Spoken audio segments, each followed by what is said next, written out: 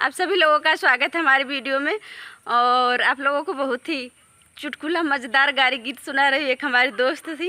वो रास्ते में चलते चलते बहुत ही मज़ेदार गारी गीत बताई हैं।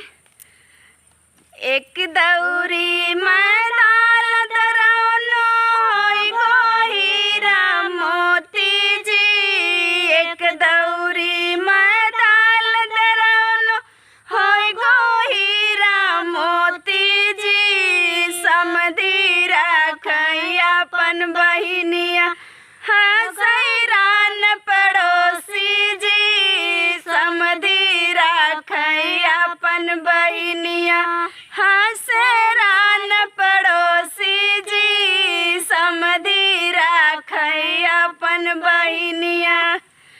काहे हसैरान पड़ोसी है हमार खेती जी, काहे हसैरान पड़ोसी है हमार खेती जी, एक दौरी मैं दाल दरौन होई गोहीरा मोती जी, एक दौरी मैं दाल दरौन होई गोहीरा मोती जी, एक दौरी मैं दाल दरौन